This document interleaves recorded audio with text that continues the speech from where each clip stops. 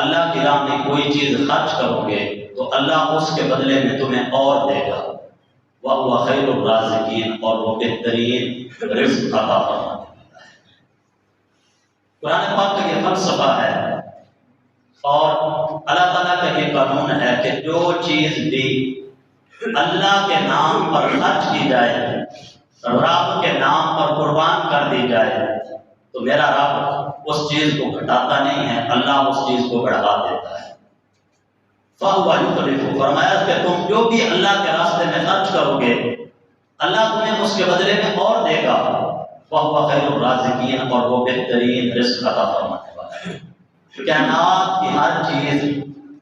رب کریم کے پیدا کرتا ہے اور وہی سب کو روزی دیتا ہے، اور اللہ تعالیٰ نے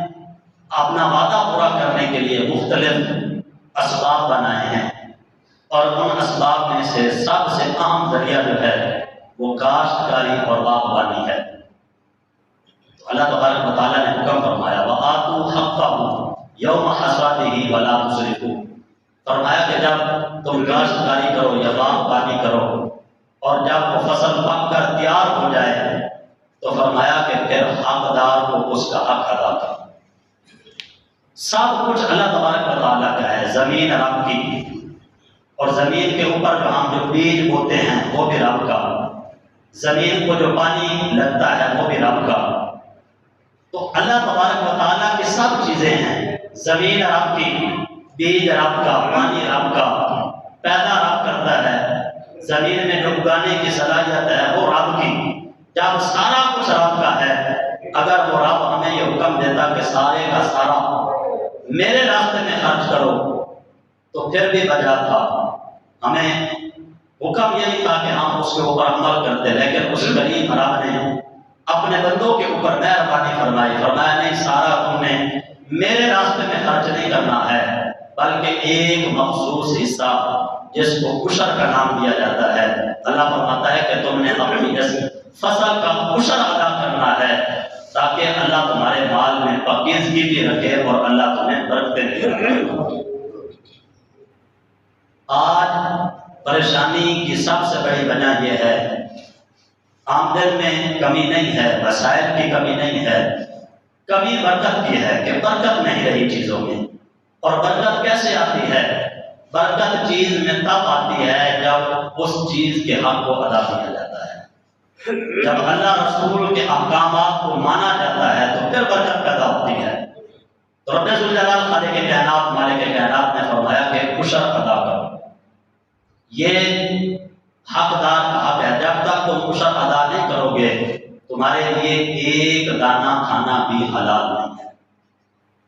یہ بہت اہم مسئلہ ہے کہ زمین کی پیداوار، کوئی بھی پیداوار ہو جس سے نفع اٹھانا مقصود ہوتا ہے، فرمایا کہ جب وہ پک جائے، فصل تیار ہو جائے تو باقی معاملات سے پہلے اس کا حق ادا کرو، عشر ادا کرو۔ عشر کہتے ہیں 10ویں حصے کو، زمین کی پیداوار کی جو زکوٰۃ ہے اس کو عشر کا نام دیا جاتا ہے۔ اگر وہ بارش کے اوپر تیار ہوئی ہے یا جس طرح کے نہری پانی ہوتا ہے جس کی قیمت ادا نہیں کرنی پڑتی تو اس میں 10واں حصہ ہے، اور اگر ٹیوب ویل وغیرہ کا پانی ہو یا ایسا پانی ہو کہ جس کی قیمت عام طور پر ادا کی جاتی ہو تو اس میں پھر نصف عشر ہے، یعنی 20واں حصہ۔ اور ہمارے ہاں جو نہری پانی ہوتا ہے تقریباً اس کی قیمت نہ ہونے کے برابر ہے، اور اگر اسی پانی کے اوپر اس فصل کو تیار کیا گیا ہے اور پکی ہے تو پھر 10واں حصہ دینا ضروری ہے، اور اگر ٹیوب ویل وغیرہ کا پانی زیادہ لگایا گیا تو پھر 20واں حصہ ہے۔ یہ سب حضرات جانتے ہیں کہ کس پانی کے اوپر ہم نے فصل کو پکایا، تو جب تک اس فصل کا عشر ادا نہیں کیا جائے گا اللہ تعالیٰ فرماتا ہے کہ تمہارے لیے وہ روزی جو ہے وہ حلال نہیں ہے، پاکیزہ نہیں ہے۔ جب تک تم عشر ادا نہیں کرو گے تب تک کے لیے حلال نہیں ہے۔ امام الانبیاء نبی پاک صلی اللہ علیہ وآلہ وسلم نے ارشاد فرمایا کہ ایک جنتی بندہ جنت میں اللہ تبارک و تعالیٰ سے کھیتی باڑی کی اجازت طلب کرے گا، عرض کرے گا کہ میرے مالک مجھے اجازت ہو، میں کھیتی باڑی کرنا چاہتا ہوں۔ تو اللہ فرمائے گا کہ میرے بندے کیا جنت میں تمہیں کسی چیز کی کمی ہے؟ کوئی ایسی خواہش ہو کہ جو جنت میں تمہاری پوری نہ کی گئی ہو؟ تو پھر یہ کیوں؟ عرض کرے گا کہ میرے مالک مجھے اجازت دے۔ رب اس کو اجازت عطا فرمائے گا، وہ کھیتی باڑی کرے گا جس طرح کہ دنیا میں وہ کرتا تھا، لیکن جنت میں فصل جو ہے وہ فوراً پک کے تیار ہو جائے گی۔ اللہ فرمائے گا کہ یہ لے، یعنی جب وہ فصل تیار ہو جائے گی تو رب فرمائے گا کہ یہ لے، اور تیری آرزو جو ہے وہ کوئی چیز بھی پوری نہیں کر سکتی۔ نبی پاک صلی اللہ علیہ وآلہ وسلم نے جب یہ بات سنائی تو ایک صحابی بیٹھے تھے، انہوں نے عرض کی کہ اے اللہ کے نبی، وہ قریشی ہوگا یا انصاری ہوگا، کیونکہ یہی تو کھیتی باڑی کرتے ہیں۔ تو اللہ کے حبیب مسکرانے لگے اور سارے صحابہ کرام بھی مسکرانے لگے۔ تو زراعت کوئی بھی پیشہ جو ہے یہ حقیر نہیں ہے، تب تک کے لیے جب تک کے لیے کہ ان کے حقداروں کا صحیح طریقے سے حق ادا کیا جائے۔ ہمارے یہاں سب سے بڑی وجہ یہ ہے کہ ہمارے نوجوان ہنرمند پیشہ ور لوگ وہ پاکستان میں اپنا جو ہے وہ کام کاج نہیں کرتے، اکثر لوگ جو ہیں وہ غیر ممالک چلے جاتے ہیں۔ کیوں؟ اس کی سب سے بڑی وجہ یہ ہے کہ ہمارے ہاں ان لوگوں کی قدر نہیں۔ ہم ہنرمند کو اس کے ہنر کی قابلیت اور صلاحیت کے مطابق نہ تو اس کی اجرت دیتے ہیں اور نہ اس کی حوصلہ افزائی کرتے ہیں۔ اس کی سب سے بڑی وجہ یہ ہے کہ جتنے بھی نوجوان حضرات اور ملک و ملت کے لیے جو سرمایہ لوگ تھے، ہنرمند تھے، اور ملک و ملت کے لیے جو بڑھ چڑھ کر سب کچھ کرنے والے تھے، جب ان کی حوصلہ شکنی کی گئی، ان کو مناسب اجرت نہ دی گئی اور ان کے ہنر کا خیال نہ رکھا گیا، ان کی عزت کا خیال نہ رکھا گیا، تو تنگ ہار کر انہوں نے اس ملک کو بھی چھوڑ دیا۔ اور یہی سب سے بڑی ہمارے ملک کی تباہی کا سبب ہے کہ جتنے بھی ملک کے ساتھ محبت کرنے والے خیر خواہ لوگ ہیں، ملک کی ترقی کے لیے کوشش کرنے والے ہیں، تو ان کو ان کی کوشش کے اوپر جو ہے وہ نہ تو انعام ملا اور نہ ان کی تعریف کی گئی، بلکہ ان کی حوصلہ شکنی کی گئی اور ان کو اس طرح جو ہے وہ تنگ کیا گیا اور ان کے ارد گرد اس طرح سے گھیرا جو ہے وہ تنگ کیا گیا کہ وہ مجبور ہو کر اپنی سب صلاحیتوں کو چھوڑ کر اس ملک کو چھوڑنے میں انہوں نے اپنی فلاح اور کامیابی سمجھی۔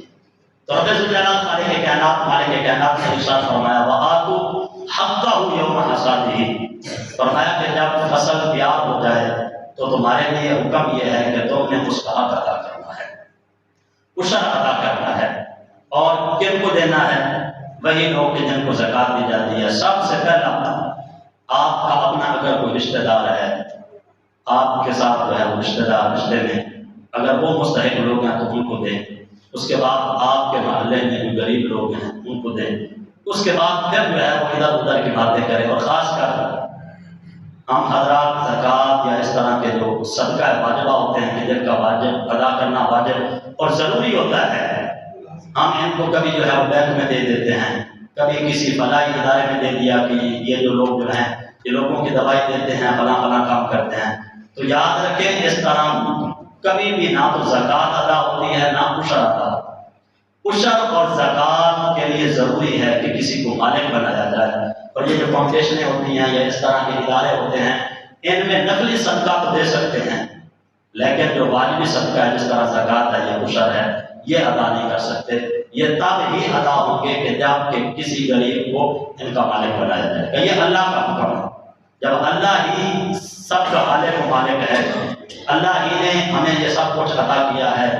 ہماری جو زمین ہے اس کی پیداوار ہے، یہ سارا نظام جب رب کے ہاتھ میں ہے، اگر رب چاہتا تو ہمیں حکم دیتا کہ سارے کا سارا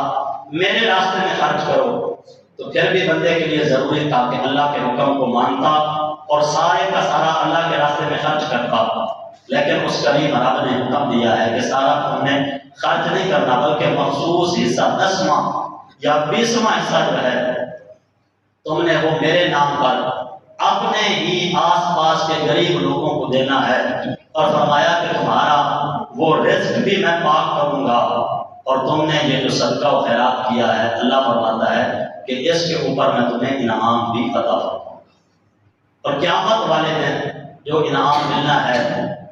اس کا تو کوئی انتہا ہی نہیں ہے کہ بندہ حساب و کتاب بھی نہیں لگا سکتا، لیکن جو بندہ اپنے فصلوں کا عشر ادا کرتا ہے، اپنے اموال کی زکوٰۃ ادا کرتا ہے، اللہ اس کے مال کو پاک بھی فرماتا ہے، ہلاکت سے بھی محفوظ رکھتا ہے، اور اللہ اس مال میں برکت بھی پیدا فرماتا ہے۔ آج ہمارے یہاں روزہ ہوتا ہے جی، فلاں جگہ پہ جو ہے وہ اولے برس گئے، فلاں جگہ پہ جو کھڑی فصل تھی اوپر جو ہے وہ بارش ہوئی، کچھ بھی نہ بچا۔ یاد رکھیں جب اللہ تبارک و تعالیٰ نے فرمایا کہ جو قوم سود استعمال کرے گی تو میرا اس کے ساتھ اعلان جنگ ہے، جس قوم نے رب کے ساتھ اعلان جنگ کیا ہے، اب بتائیں کہ اس قوم کے پلے باقی بچے کا کیا؟ یہ تو رب ذوالجلال خالق کائنات مالک کائنات کی مہربانی ہے۔